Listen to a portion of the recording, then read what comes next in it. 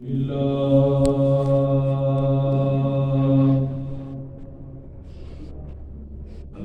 لله نحمده ونستعينه ونستغفره ونؤمن به ونتوكل عليه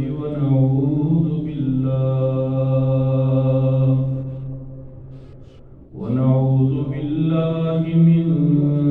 شرور أنفسنا ومن سيئات أعمالنا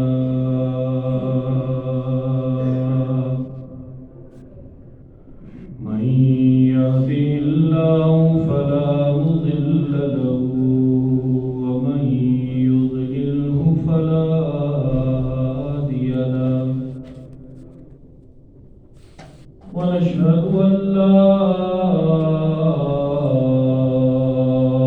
إله إلا الله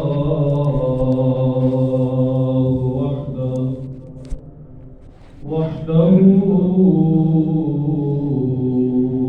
لا شريك له ونشهد أن سيدنا ومولانا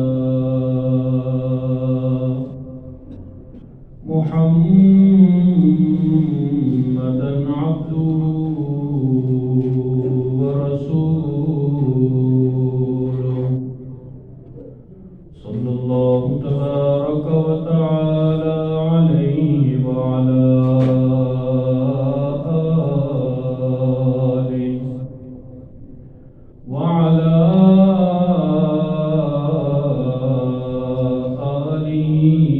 وأصحابه أجمعين أما بعد فأعوذ بالله من الشيطان الرجيم بسم الله الرحمن الرحيم وما محمد إلا رسول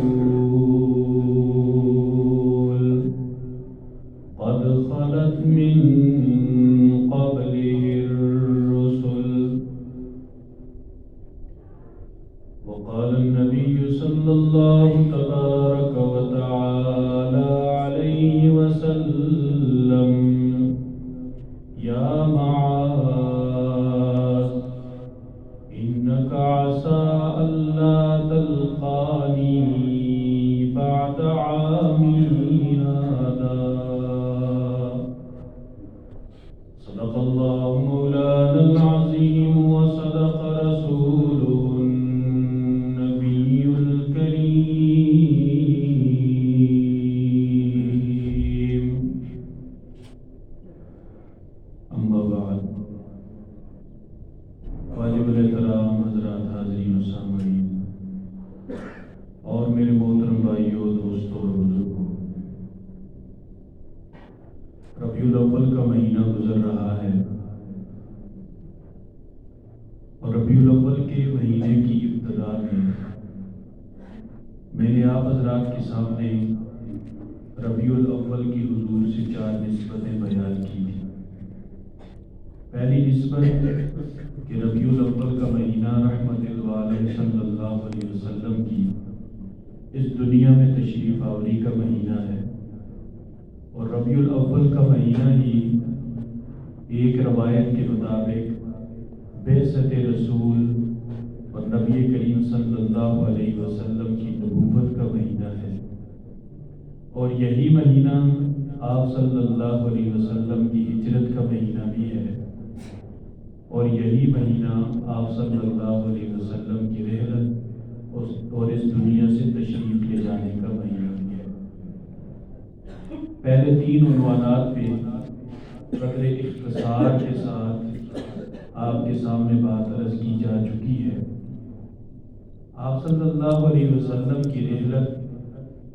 جب حضور نے آخری حج کا اپنا آخری خطبہ حج کے موقع پہ ارشاد فرمایا، اس خطبے کے بعد اللہ رب العزت نے قرآن مجید کی سب سے آخری آیت اتاری ہے، اور قرآن مجید کی نزول کے اعتبار سے سب سے آخری آیت الیوم اکملت لکم دینکم واتممت علیکم نعمتی ورضیت لکم الاسلام دینا۔ آج کے دن ہم نے تمہارے لیے دین اسلام کو مکمل کر دیا، اپنی نعمتوں کو آپ پہ پورا کر دیا، اور قیامت تک کے لیے اسلام کو آپ کے لیے بطور دین کے پسند کر دیا۔ دین مکمل ہو گیا، کسی اور دین نے آنا نہیں۔ جب دین نے نہیں آنا تو دین کے رہبر کسی نبی نے بھی نہیں آنا۔ نعمتیں مکمل ہو گئی، اور قیامت تک کے لیے اللہ نے اسلام کو انسانیت کے لیے زندگی گزارنے کے اصول کے طور پہ منتخب کر دیا۔ جب بھی آیت کریمہ اتری، رحمت دو عالم صلی اللہ علیہ وسلم کی عمر مبارک قمری سال کے اعتبار سے 63 برس تھی، اور شمسی سال چونکہ قمری سال سے بڑا ہوتا ہے تو اس اعتبار سے شمسی سال کے حوالے سے حضور کی عمر 63 سے کم تھی۔ آیت اترتے ہی صحابہ کرام رضوان اللہ علیہ مجمعین کے دو طرح کے جذبات کا اظہار ہوا۔ حضرت عمر فاروق رضی اللہ تعالیٰ عنہ خوش ہوئے کہ اللہ پاک نے حضور کو جو ذمہ داری دی تھی وہ ذمہ داری پوری ہو گئی، دین مکمل ہو گیا۔ اور حضرت ابو بکر صدیق رضی اللہ تعالیٰ عنہ نے جب یہ آیت سنی تو آپ افسردہ ہوئے، اور افسردہ ہونے کے بعد رونے لگ گئے۔ حضرت عمر رضی اللہ تعالیٰ عنہ کو ان کا یہ رونا سمجھ میں نہ آیا، تو حضور کے پاس دونوں حضرات تشریف لے گئے، اور دونوں نے جا کر اپنی اپنی کیفیت بیان کی۔ حضرت عمر رضی اللہ تعالیٰ عنہ نے فرمایا کہ حضور کتنی خوشی کی بات ہے کہ جس مقصد کے لیے اللہ نے آپ کو بھیجا تھا، اللہ نے خود فرما دیا کہ وہ مقصد پورا ہو چکا ہے۔ لیکن ابو بکر رو رہے ہیں، ان سے ان کے رونے کی وجہ پوچھی گیا۔ سیدنا صدیق اکبر رضی اللہ تعالیٰ عنہ نے فرمایا کہ حضور، اس آیت کے اندر سے مجھے آپ کی جدائی نظر آئی، اور جدائی کا تصور کر کے میں ضبط نہ کر سکا، میں صبر نہ کر سکا، میں رونے لگ گیا۔ رحمت دو عالم صلی اللہ علیہ وسلم نے سیدنا صدیق اکبر رضی اللہ تعالیٰ عنہ کی تائید کی اور توثیق کی، فرمایا ہاں، اللہ پاک جب کسی کو کوئی کام دے کے بھیجتے ہیں، جب کام پورا ہو جاتا ہے تو بندے کی ذمہ داری بھی مکمل ہو جاتی ہے، اس کے بعد اللہ پاک اپنے بھیجے ہوئے بندے کو واپس بلا لیا کرتے ہیں۔ یقیناً ابو بکر آپ نے صحیح سمجھا، اب میرے جانے کا وقت قریب آ چکا ہے۔ اس واقعے کے بعد جو حج کے موقع کا واقعہ تھا، تقریباً 3 مہینے امام الانبیاء صلی اللہ علیہ وسلم بقید حیات رہے، اور 3 ماہ کے بعد اللہ کے رسول صلی اللہ علیہ وسلم پہ آخری بیماری کے آثار ظاہر ہوئے۔ آپ صلی اللہ علیہ وسلم کو جب بخار ہوتا تھا تو وہ بھی اس قدر شدید ہوتا تھا کہ جتنا دو بندوں کو بخار ہوتا ہے، اتنا حضور صلی اللہ علیہ وسلم کو اکیلے بخار ہوتا، شدید جسم مبارک گرم ہو جاتا۔ تو یہی کیفیت آپ صلی اللہ علیہ وسلم پہ ربیع الاول کے مہینے میں جمعرات کے دن تاری ہوتی ہے۔ اس سے پہلے آپ صلی اللہ علیہ وسلم ایک خطبہ ارشاد فرماتے ہیں، اور اس خطبے کی ابتدا اس بات سے تھی کہ اللہ نے ایک بندے کو اختیار دیا کہ کیا تو دنیا میں رہنا چاہتا ہے کہ رب کے پاس آنا چاہتا ہے۔ اس بندے نے دوسرے آپشن کو اختیار کیا کہ مجھے دنیا میں نہیں رہنا، مجھے اپنے اللہ کے پاس آنا ہے۔ بہت سارے صحابہ کرام اس مثال کو بطور مثال کے سمجھے۔ سیدنا صدیق اکبر رضی اللہ تعالیٰ عنہ جو حقیقت میں نبوت کے مزاج شناس تھے، ایک کونے سے ان کے رونے کی آواز بلند ہوئی، سب نے مڑ کے دیکھا، کہا ابو بکر آپ کیوں رو رہے ہیں، یہ تو ایک مثال تھی۔ سیدنا صدیق اکبر رضی اللہ تعالیٰ عنہ نے فرمایا کہ ذرا حضور سے پوچھو کہ یہ مثال ہے کہ حقیقت ہے۔ اللہ کے رسول صلی اللہ علیہ وسلم نے فرمایا میرے صحابہ ابو بکر بالکل صحیح سمجھے ہیں، وہ بندہ میں ہوں اور اللہ نے مجھے دو اختیارات دیے تھے، میں نے دوسرے اختیار کو اختیار کیا ہے اور میں رب کے پاس جانے والا۔ صحابہ کرام رضوان اللہ علیہم اجمعین رحمت دو عالم صلی اللہ علیہ وسلم کی ان کیفیات کو نوٹ کرتے رہے۔ 63 سال کی عمر میں اللہ رب العزت نے حضور سے اپنا دیا ہوا کام مکمل کروایا اور حجۃ الوداع کے موقع پہ آپ صلی اللہ علیہ وسلم نے صحابہ کو گواہ بنایا اور گواہ بنا کے پوچھا، اے میرے صحابہ یہ بتاؤ کہ اللہ رب العزت نے مجھے جو پیغام دے کے بھیجا تھا، جو کام دے کے بھیجا تھا، اللہ کا وہ پیغام کیا میں نے تم تک پہنچا دیا ہے؟ اصحاب رسول رضوان اللہ علیہ اجمعین فرمانے لگے، اللہ کے محبوب پہنچانا کیا ہوتا ہے، آپ نے پہنچانے کا حق ادا کر دیا۔ رحمت دو عالم صلی اللہ علیہ وسلم نے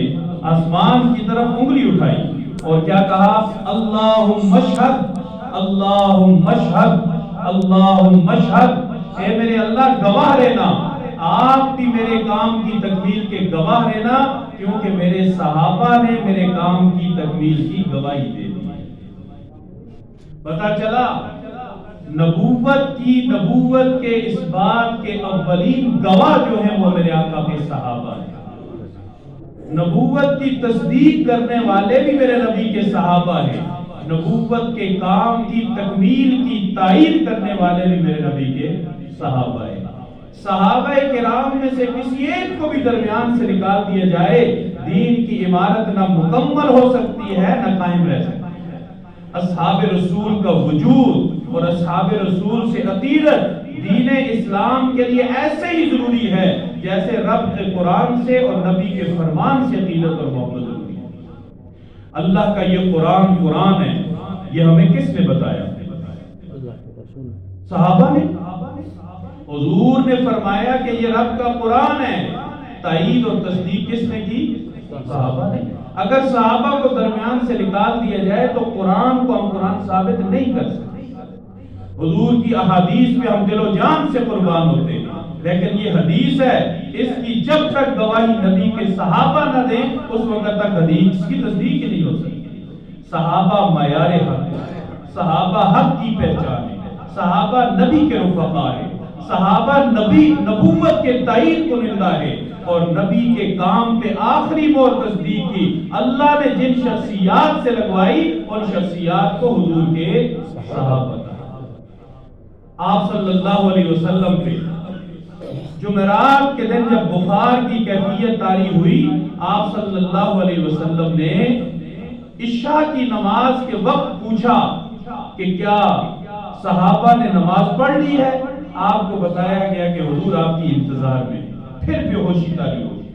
اما عائشہ صدیقہ رضی اللہ تعالیٰ عنہ فرماتی ہے تھوڑی دیر بعد حضور کو ہوش آتا اور آپ صلی اللہ علیہ وسلم بار بار یہ پوچھتے کہ کیا نماز ہو گئی؟ میرے صحابہ نے نماز پڑھ لی۔ جب 3 بار جواب یہی ملا کہ آپ کی انتظار میں ہے، ابھی تک نماز نہیں پڑھی، تو تیسری مرتبہ رسول اللہ صلی اللہ علیہ وسلم نے فرمایا مجھے اٹھا کے مسجد میں لے جاؤ۔ آپ صلی اللہ علیہ وسلم کو مسجد میں لے جایا گیا۔ رحمت دو عالم صلی اللہ علیہ وسلم مسجد میں گئے، ایک طرف حضرت علی المرتضیٰ رضی اللہ تعالیٰ عنہ کے کندھے کا سہارا تھا، دوسری طرف حضرت عباس رضی اللہ تعالیٰ عنہ کے کندھے کا سہارا تھا۔ اما عائشہ صدیقہ رضی اللہ تعالیٰ عنہ فرماتی ہیں حضور مسجد میں اس طرح جا رہے تھے کہ آپ چل رہے تھے، آپ کے قدم مبارک زمین پہ گھسٹ رہے تھے اور قدموں سے زمین پہ بنتی ہوئی لکیر نظر آ رہی تھی،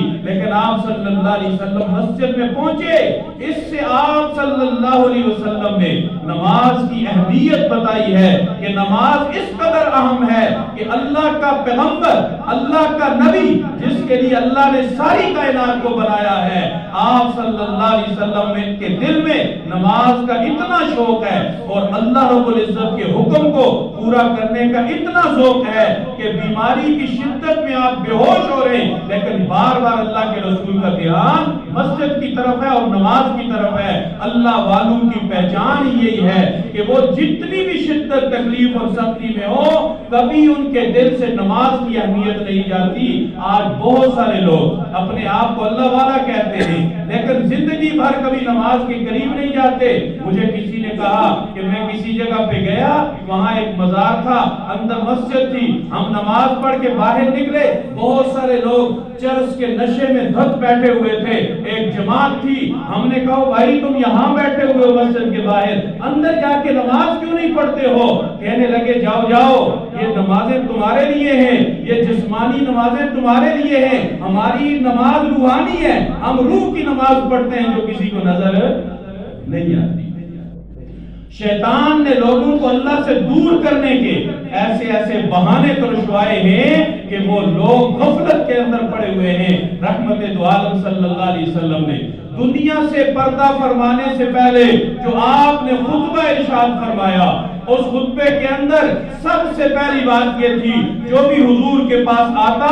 آپ صلی اللہ علیہ وسلم یہ تائید اسے بار بار کرتے۔ آپ صلی اللہ علیہ وسلم نے دنیا سے جانے سے پہلے جو نصیحتیں کی، اللہ پاک کا یہ اصول ہے جب بندہ دنیا سے جانے لگتا ہے اللہ پاک آخر میں اپنے نیک بندوں سے وہ باتیں کہلواتے ہیں جو ان کی پوری زندگی کا خلاصہ ہوتا ہے۔ جیسے باپ اپنے بچوں کو جمع کرتا ہے اور آخر پہ جو نصیحت کرتا ہے وہ ساری زندگی کا نچوڑ اور خلاصہ ہوتا ہے، اور اس کا مقصد یہ ہوتا ہے کہ میرے بچے اس وقت میری بات سمجھ جائیں۔ یہ وقت ایسا ہے ان کے دل میں اترے گی۔ رسول اللہ صلی اللہ علیہ وسلم نے جو آخری نصیحتیں کی ان میں سب سے پہلی نصیحت یہ تھی اللہ پاک یہود و نصارہ کو تباہ کرے، اللہ پاک لعنت کرے یہودیوں پہ، اللہ پاک کی لعنت ہو عیسائیوں پر جنہوں نے اللہ کے نبی کی قبروں کو سجدہ گاہ بنا لیا۔ اے میرے صحابہ میری امت تک میرا یہ پیغام پہنچا دینا کہ تم میری قبر کو سجدہ گاہ نہ بنانا، سجدہ صرف اللہ کے لیے ہے، سجدہ خاص رکھنا اللہ کے لیے۔ میرا احترام میرا اکرام سب کچھ اپنی جگہ، لیکن میں تمہیں اپنے روضہ مبارک اپنی قبر مبارک کو سجدہ گاہ بنانے کی اجازت کبھی بھی نہیں دیتا۔ ایک نصیحت حضور نے یہ فرمائی۔ دوسری نصیحت آپ صلی اللہ علیہ وسلم بارہا یہ فرماتے تھے اخرج الیہود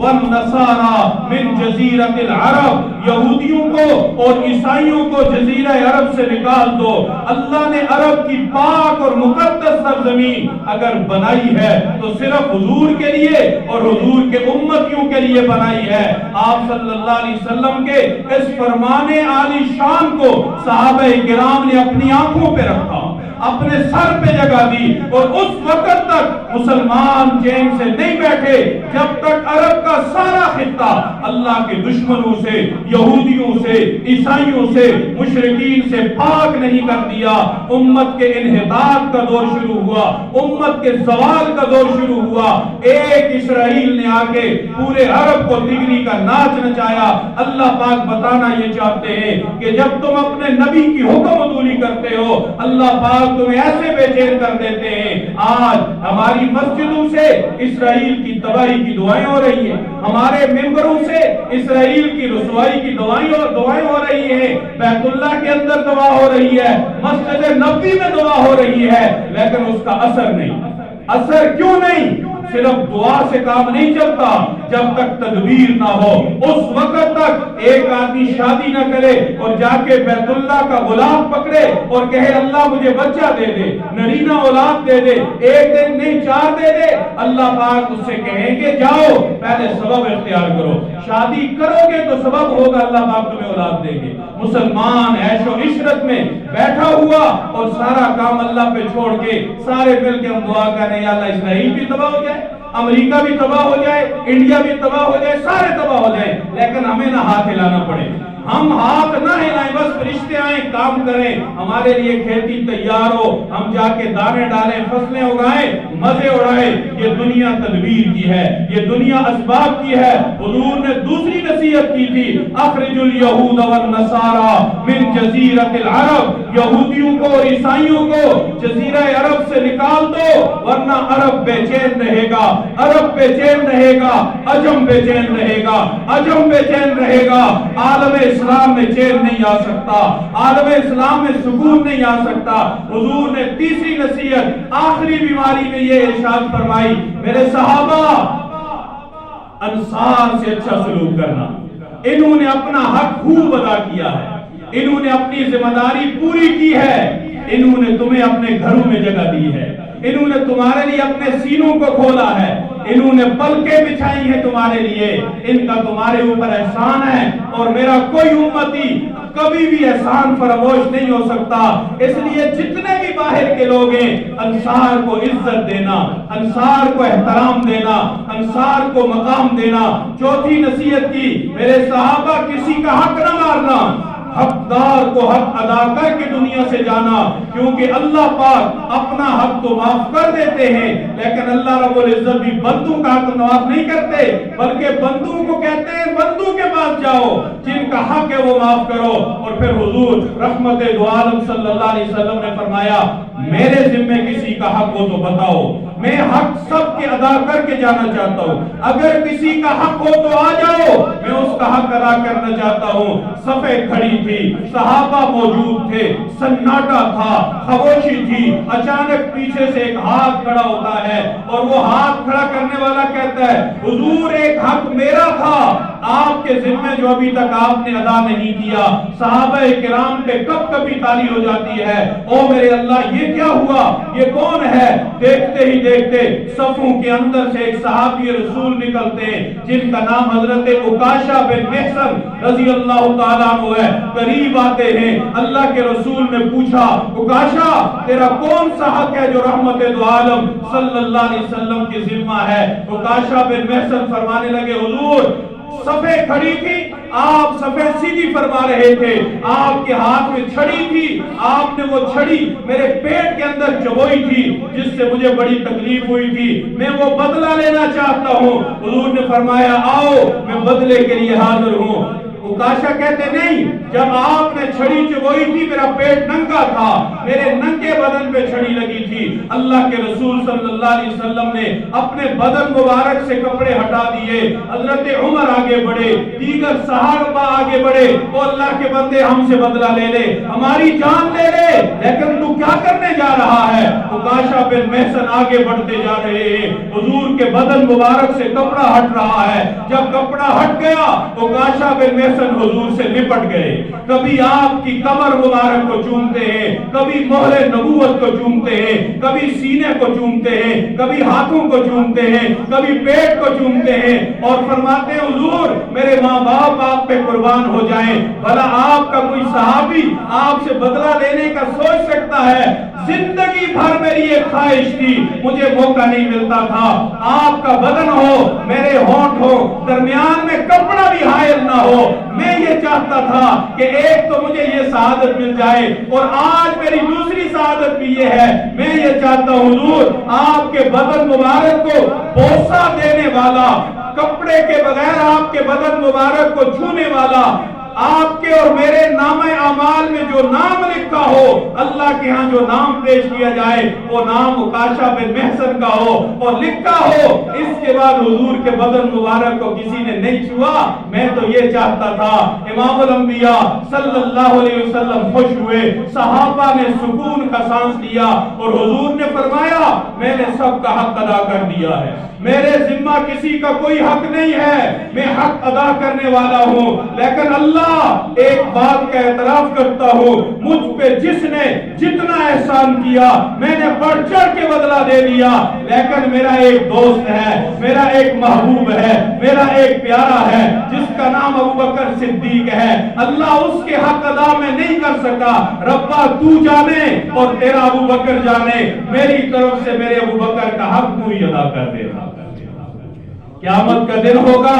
اللہ پاک حضور سے کہیں گے اے میرے نبی صلی اللہ علیہ وسلم، آپ فرما رہے ہیں کہ حساب شروع کیا جائے، لیکن بتائیے کس سے شروع کیا جائے؟ کوئی ایسا بندہ کو پیش کرو جس سے میں حساب شروع کروں اور وہ پورا ہو، اس کے نامہ اعمال میں کوئی کمی نہ ہو۔ میرا رب جب حضور کو یہ کہے گا، حضرت صدیق اکبر رضی اللہ تعالیٰ عنہ کو پیش کر دیا جائے گا۔ سیدنا صدیق اکبر رضی اللہ تعالیٰ عنہ اپنا نامہ اعمال لے کے جب اللہ کی بارگاہ میں پیش ہوں گے تو حضرت صدیق کے نامہ اعمال پہ آخر پہ یہ لکھا ہوگا کہ میرے مولا، میں نے سب کے احسانات کا بدلہ دے دیا ہے۔ اللہ، میرا ابو بکر وہ دوست ہے جس کے احسانات باقی تھے اور میں دنیا سے آ گیا، اللہ تو ابو بکر کو اس کے احسانات کا بدلہ دینا۔ اللہ پاک حکم دیں گے، ابو بکر تیرے احسانات کا بدلہ یہ ہے، جنت کے سارے دروازے کھلے ہیں، جس سے تیرا جی چاہتا ہے تو جنت میں داخل۔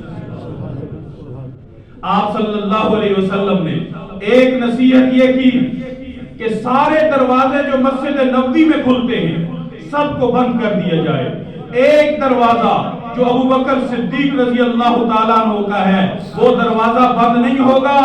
صرف وہ دروازہ کھلا ہوگا، باقی سارے دروازے بند کر دیے جائیں گے۔ پھر آپ صلی اللہ علیہ وسلم نے نماز کی تاکید کی، الصلاۃ، نماز کو نہ چھوڑنا، میری امت نماز کو نہ چھوڑنا، اس لیے کہ نماز میری آنکھوں کی ٹھنڈک ہے، نماز میرے دل کا سرور ہے، نماز مومن اور کافر کے درمیان فرق کرتی ہے، نماز اللہ کی ایسی عبادت ہے کہ جس میں بندے کا سر جب سجدے کے اندر ہوتا ہے دیکھنے والا سمجھتا ہے یہ زمین پہ ہے۔ خدا کی عزت کی قسم، سچا سجدہ کرنے والا اس کا سر زمین پہ نہیں ہوتا، رب کے قدموں میں ہوتا ہے۔ اللہ کے قدموں میں سر رکھنا، اللہ سے منوانا، جو منوانا چاہتے ہو منوانا۔ حضور کی آخری نصیحتیں اور ساتھ ہی فرمایا، مرو ابا بکر فلیصلی بالناس، اب میں نماز نہیں پڑھا سکتا، مسجد تو آؤں گا لیکن امامت میرا ابو بکر کرے گا رضی اللہ تعالیٰ عنہ۔ عشاء کی نماز تھی، مصلی پہ ابو بکر صدیق رضی اللہ تعالیٰ عنہ، پیچھے حضور کے آنے کی آواز آتی ہے، ابو بکر پیچھے ہٹنے لگتے ہیں، حضور خود فرماتے ہیں، نانا ابو بکر میں نے تجھے مصلی پہ کھڑا کیا ہے، اب تجھے اس مصلی سے پیچھے کوئی نہیں کر سکتا، مصلی میرا ہوگا، امام ابو بکر صدیق ہوگا اور مقتدی میری ساری امت ہوگی۔ میں دنیا کو بتانا چاہتا ہوں، میرے بعد اگر کوئی امام ہے ابو بکر ہے، میرا جانشین ہے ابو بکر ہے، امیر المؤمنین ہے ابو بکر ہے، اور اگر خلیفۃ المسلمین ہے تو ابو بکر صدیق رضی اللہ تعالیٰ عنہ۔ حضور نے پیچھے کھڑے ہو کے نماز پڑھی، ابو بکر صدیق رضی اللہ تعالیٰ عنہ مصلی پہ موجود تھے۔ آپ صلی اللہ علیہ وسلم نے حقوق العباد کی تلقین کی، نماز کی تلقین کی، اور آخر میں کہا وما ملکت ایمانکم وما ملکت ایمانکم وما ملکت ایمانکم، جو تمہارے ماتحت ہے ان کا خیال رکھنا، زمین والوں کا تم خیال رکھو گے، آسمان والا تمہارا خیال رکھے گا۔ ہمارے دو ماتحت ہوتے ہیں، ہم ان کے لیے فرعون بن جاتے ہیں، اور ہم خدا سے یہ امید رکھتے ہیں کہ اللہ ہم پہ رحم کرے، اللہ ہمارے لیے مہربان ہو جائے، اللہ ہمارے لیے رحیم ہو جائے۔ اور دوستو اللہ پاک بھی اس وقت فرماتے ہیں تیرے نیچے دو تھے، تو فرعون بن کے مجھ سے رحم کی توقع رکھتا ہے، جیسے تو کرے گا ویسے تو بھرے گا۔ زمین والوں پہ رحم کرو، ارحموا من فی الارض یرحمکم من فی السماء، زمین والوں پہ تم رحم کرو گے، آسمان والا تم پہ رحم کرے گا۔ اپنے ماتحتوں کا خیال رکھو، خاص طور پہ رمضان المبارک میں، خاص طور پہ گرمی کے موسم میں، خاص طور پہ لمبے دنوں میں ماتحتوں کا خیال رکھنا۔ جاتے جاتے امام الانبیاء صلی اللہ علیہ وسلم نے اس کی نصیحت کی ہے۔ پھر سوموار کا دن آیا، امام الانبیاء صلی اللہ علیہ وسلم اپنے حجرے مبارک کے اندر ہے، اما عائشہ صدیقہ رضی اللہ تعالیٰ عنہ فرماتی ہے حضور کا سر مبارک میرے سینے کے ساتھ لگا ہوا تھا، آپ صلی اللہ علیہ وسلم میری گود میں آرام فرما رہے تھے، باہر سے میرے بھائی آئے عبد الرحمن بن ابو بکر صدیق رضی اللہ تعالیٰ عنہ، ان کی جیب مبارک کے اندر مسواک تھی، حضور کی نظریں حضرت صدیق کے بیٹے کی جیب پہ ٹک گئی، اما عائشہ فرماتی ہے میں سمجھ گئی رحمت دو عالم صلی اللہ علیہ وسلم مسواک کرنا چاہتے ہیں، میں نے مسواک لی حضور کو دی، چبانے کی صلاحیت نہیں تھی، مجھے کہا چبا کے دو، میں نے مسواک چبائی، اللہ کے رسول صلی اللہ علیہ وسلم نے مسواک فرمائی، اما عائشہ صدیقہ رضی اللہ تعالی عنہا کا مقام یہ ہے کہ حضور نے زندگی کی آخری سانسیں لی اما کی گود میں، آخری دیدار کیا اما کا کیا، جس نے آخری دیدار کیا اما نے حضور کا دیدار کیا، اور حضور نے حکم دیا ہم انبیاء ہیں جہاں ہماری روح پرواز کرتی ہے وہیں ہمیں دفن کیا جاتا ہے، عائشہ تیرا حجرہ ہوگا میرا روزہ ہوگا، قیامت تک کے لیے اللہ پاک تیرے حجرے کو جنت بنانا چاہتے ہیں، مجھے یہاں سلانا چاہتے ہیں، میں یہاں آرام کرنا چاہتا ہوں۔ حضور کی دنیا سے تشریف لے جانے کی اطلاع ملی، صحابہ کرام پہ قیامت ٹوٹ پڑی، مدینہ کے اندر تاریکی تھی، مدینہ کے اندر ویرانی تھی، حضرت عمر رضی اللہ تعالیٰ عنہ مسجد نبوی میں تلوار لے کے کھڑے ہو گئے، کوئی اگر یہ کہے گا حضور دنیا سے چلے گئے میں اس کی گردن تن سے جدا کر دوں گا۔ سیدنا صدیق اکبر رضی اللہ تعالیٰ عنہ کو سمجھ نہیں آ رہی تھی کیا کیا جائے، ایک صحابی رسول مدینہ کے اطراف میں ہل چلا رہے تھے، کسی نے کہا تو ادھر ہے، مدینہ میں قیامت ٹوٹ پڑی ہے، رسول اللہ صلی اللہ علیہ وسلم دنیا سے چلے گئے ہیں، اس صحابی رسول نے ہل چھوڑی، پیروں کو ادھر بگایا، ادھر ہی کھڑا ہو گیا، اور صحابی رسول نے دعا کیا کی، فرمایا اللہ یہ جو آنکھیں تو نے مجھے دی ہیں مجھے یہ نہیں چاہیے، مجھ سے واپس لے لے، اس لیے جب مدینہ میں جاتا تھا ان آنکھوں سے حضور کا دیدار کرتا تھا، اے میرے ربا اب حضور نہ رہے مجھے ان آنکھوں کی ضرورت نہیں ہے، اللہ پاک نے دعا کو قبول کیا، اس صحابی رسول نے اپنی آنکھیں حضور کی محبت میں قربان کر دی، یہ محبت تھی سیدنا عمر فاروق رضی اللہ تعالیٰ عنہ کے پاس، حضرت صدیق تشریف لائے اور کہا عمر کیا کر رہے ہو، سنبھالو اپنے آپ کو، کیا تم نے قرآن نہیں پڑھا، وما محمد الا رسول قد خلت من قبلہ الرسل افئن مات او قتل انقلبتم علی اعقابکم، محمد صلی اللہ علیہ وسلم اللہ کے رسول تھے، آپ بھی رسول، آپ سے پہلے بھی رسول، آپ بھی نبی، آپ سے پہلے بھی نبی، حضور دنیا سے چلے جائیں یا الیاذ باللہ حضور کو کسی جنگ میں شہید کر دیا جائے، عمر اللہ کا نبی آنے اور جانے کے لیے ہوتا ہے، ہم نے نبی کے بتانے پہ جس رب کا کلمہ پڑھا ہے وہ زندہ تھا، وہ زندہ ہے اور زندہ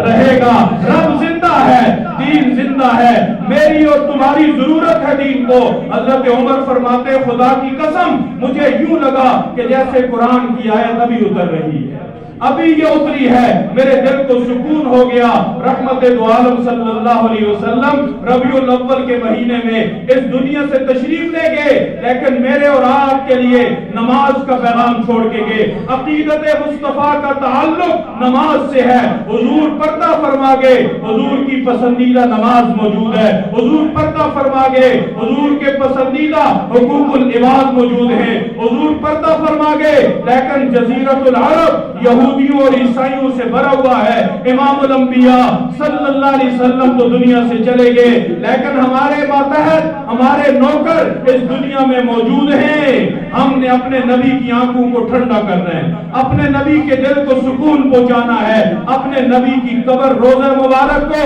سجدہ گاہ نہ بنانا ہے نہ بننے دینا ہے، نماز کا اہتمام کرنا ہے، حقوق العباد کا اہتمام کرنا ہے، ماتحتوں سے اچھا سلوک کرنا ہے، اللہ اور اللہ کے رسول جیسی زندگی گزارنی ہے، یہی محبت مصطفیٰ ہے، یہی عقیدت مصطفیٰ ہے۔ اللہ پاک ہم سب کو عمل کی توفیق عطا فرمائے۔ وآخر دعوانا